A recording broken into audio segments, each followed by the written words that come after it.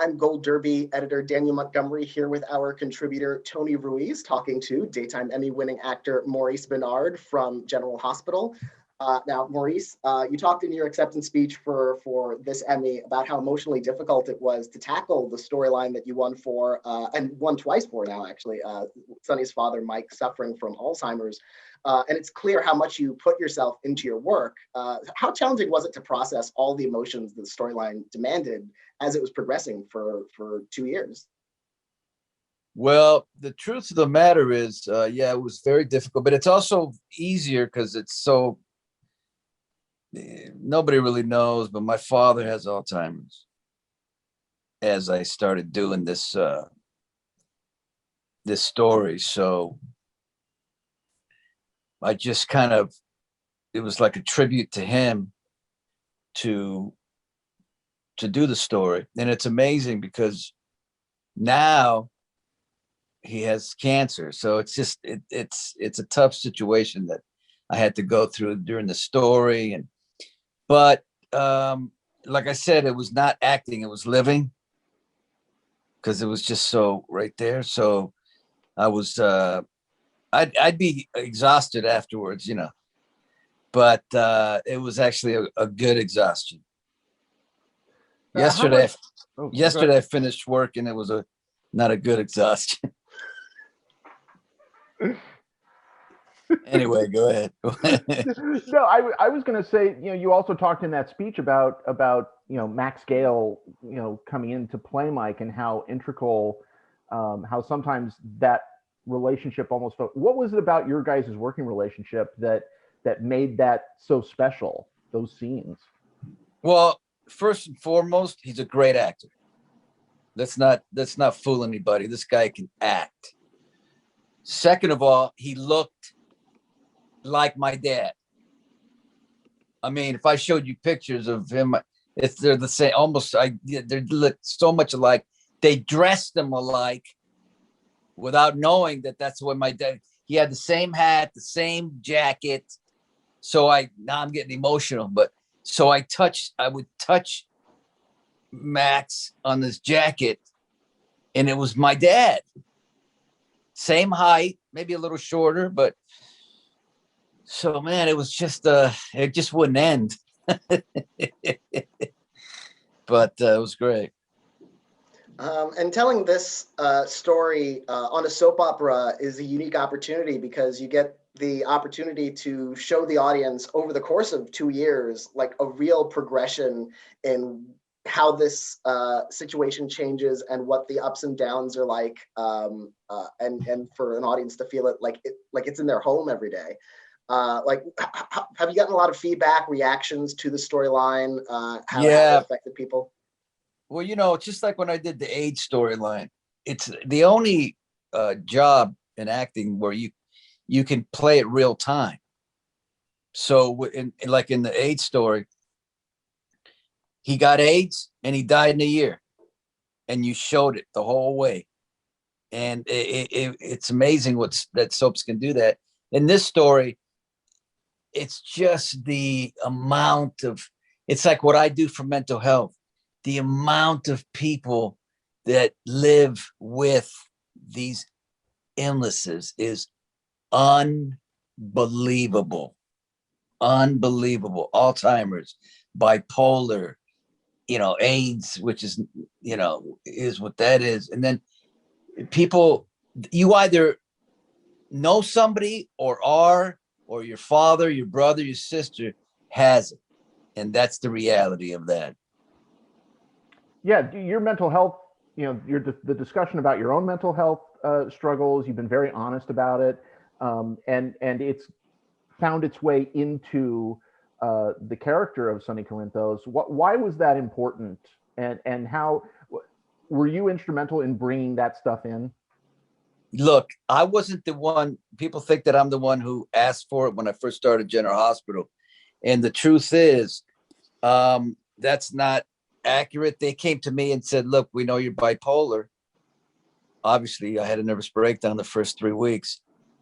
Can we incorporate bipolar into Sonny? And I said, that'd be great. Because at that time, I was this method actor. I'm like, yeah, anything to add. And now 28 years later, man, my mental health is, oh, shoot. But for me, it's important. And I love that they did it because it educates people and it helps people through acting, through things that I've done with my book and in State of Mind. It's so important. And that's bigger than, look, my health is important because I've had a lot of, anxiety and scary things, but I'm still here. So I'll always continue to talk about it. And I can imagine how it must have been difficult on top of everything. You're a very sensitive guy. I could tell. Which one of us? You're talking right now. You're there's something, and I love it. I love it. Thank but you. You're making me fucking cry too, man. we'll all be a mess by the end of this. We need to normalize that anyway as a culture. So yes. Especially because and I don't think I'm talking out of school here, because Daniel and I, are close friends, in life, and we both have had very long struggles with mental health issues. Yes, So, I love that, man. I love that you're doing this, man. Trust me. And I imagine, like the rest of us, the pandemic must have been a challenge, not just for mental health, but then to go back into shooting General Hospital and to then have to shoot the farewell of, saying goodbye to Mike. Yes. What was that like, just from an emotional standpoint and from a production standpoint? Like, it must have been a very different experience. All right. Here's what happened, man. During the pandemic, I was promoting the book. During the promotion of the book, I had to suffer with 4 months of anxiety 24/7. I was at a point where I was looking at a tree, thinking how I can put a rope around the tree. And in the meantime, promoting this book. Now, the book, I believe, did so well with the New York Times and everything because of the pandemic. I think it helped a lot, right? But I had to promote this thing dying, talking about anxiety and mental health. It was amazing. But I got help, professional help, and thank God that Lexapro saved my life. Then I had to go back to work and play the end of this story where he dies. Let me tell you, if they had called me a month before, I wouldn't have been able to come. No way. I would have had to, because I was so messed up. But they called at the right time. It was still a little dicey for me, but I did it and I played the end of the story, and maybe that helped me. I would have to say it did, just because I was busy and I was acting and stuff. But that's the reality of that. Yeah, very few people in this industry, stay with the same role for, you're approaching 30 years now, playing Sonny. So what is it about working on GH and this character that keeps you coming back to it? Well, this character, it's funny because lately I've been playing another character. And I love playing this other character, but the fans, they just want Sonny. And it's interesting that we're talking about this because yesterday I played both characters. Oh, I shouldn't be saying this because I did. All right, I won't get into this thing, but there are two different energies. And Sonny's energy is dark and like dreadful, but he's a cool ass character, man. And I understand why the fans love him, but it's like, it's not easy to play, man, because he's like in a different thing. But I've never really been bored in 28 years. And, you know, I have this certain, like I was talking with somebody else, I have this certain connection with the audience, with my fans, that it's like, I know almost what they're thinking by how I feel in my gut. Like, I know. It's amazing. It's cool, man. It's cool. And approaching the 30-year mark, as you've played Sonny, we've all at the audience and you have had a chance to see his family like grow. And you know, one of the powerful things about the funeral episode, in addition to just you know, mourning the loss of that character, was seeing this family that he's built over 30 years come through for him. Some complex relationships, some very warm relationships. And like, what's it like sort of building that kind of on-screen family, you know, of children and loves and all of that? Well, you know, it's funny because 28 years ago, I was one of those young guys. And, you know, I looked up to Stuart Damon and Tony Geary and, you know, and then when they left the show, then it was me, and I have this family now that are, you know, Dominic's like my age. No, I'm just kidding. But I love it. I love it because we're all friends, and you know, my thing on GH that I've always loved is I love helping the young actors, because I never had that, and I've helped, you know, Steve, Vanessa, Brian, we can go down the line, but I'm very, I can be selfish in a lot of ways, but not in the ways of I'm a giving actor. I'm a very giving actor.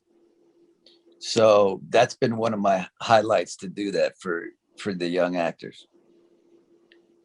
It was really funny thinking about your interview with Christian LeBlanc on State of Mind, and you had joked that you weren't going to have him on because he was a 3-time Emmy winner and you're a 2-time Emmy winner. And now you are a 3-time Emmy winner. And that does put you in kind of a rarefied group. There's only, I think, 4 other people that have won 3. So what is that kind of recognition? Because it was also a long time between your first one and your second. Oh, forever. What does that recognition mean to you? You know, what's funny is, you know, it took me 10 years to win the first one and about 15 years to win, I don't know, something like that, to win the second one, I think. I don't know, but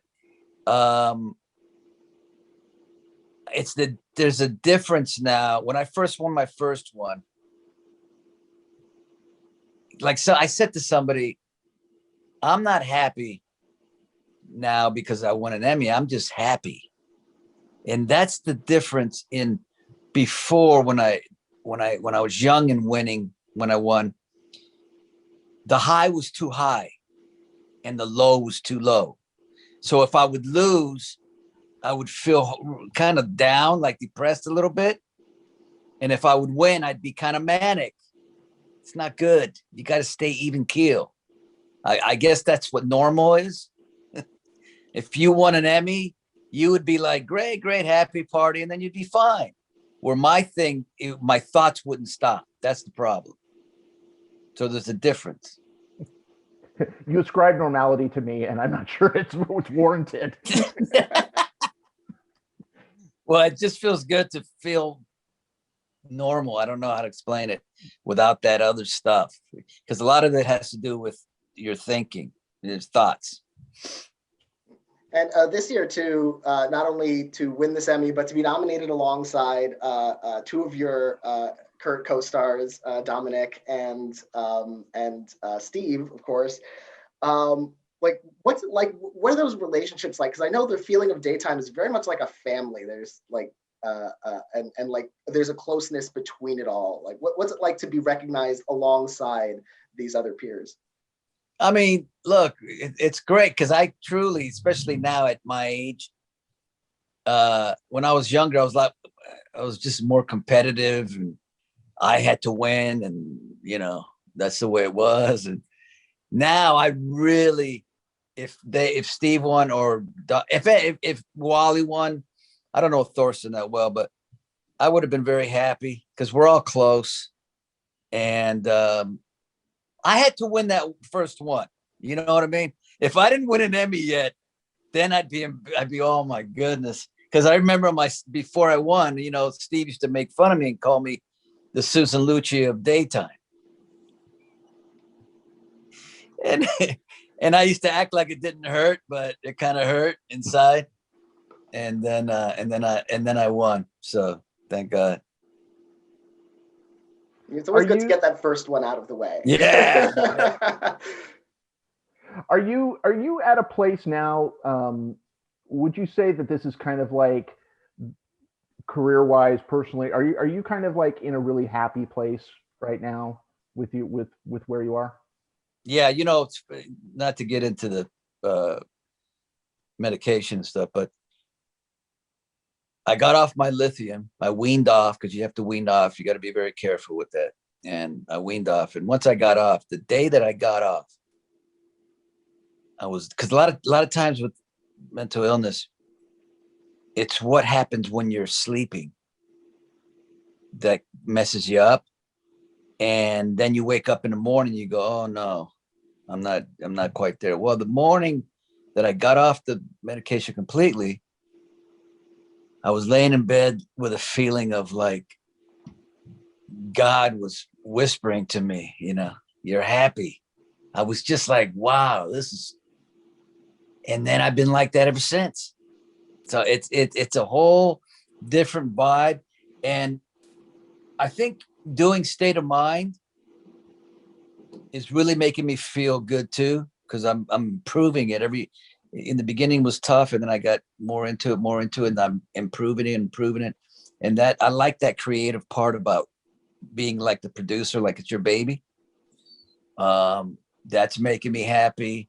I just won an Emmy. Of course, that's that's fantastic. And I'm going to be going to work now, doing a lot of stuff, and that's cool. So life's good.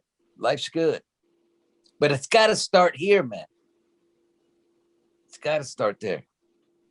And as we've talked about, you're coming close to 30 years on the show.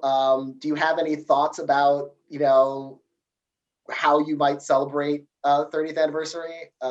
When that eventually arrives, how you might mark the occasion? Yeah, I don't know. Just like when I just won the Emmy and I was here with my wife and my son only, no partying. I was just like, and it was just really great to see how happy they were, just by watching the TV. A lot of times when you go to these things, if you lose, there's a certain energy, because all these people, you feel all this energy. And if you win, there's another energy that happens.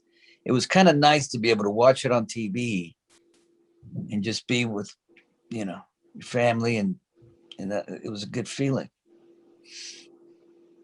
So maybe that's what I'll do for the 30th. Just be at home, whatever. You guys can come over if you want. We have this on the record now. You are contractually now. Yeah, you're in trouble now. You've opened Pandora's box, my friend. It's all good, man. Well, I want to congratulate you on your latest Emmy and all of your work on the show, all of your work to come, and thank you also for your candor about mental illness, Team Lexapro. So it's so important to normalize discussions about it and openness about it, because that's also how you get better and how you heal from it. Again, thank you so much for your time. It's been a pleasure. And thank you guys for doing this. It's you guys seem like really good guys. Like, I'm pretty good at judging things, and it's very important, like you said, to talk about mental health in that way, because I used to, when I was younger, hold everything in, and then I had a nervous breakdown, and I was in a mental institution, and all I did was cry because I needed to let it out. And I shouldn't have held things in, but anyway, that's a long story. All right.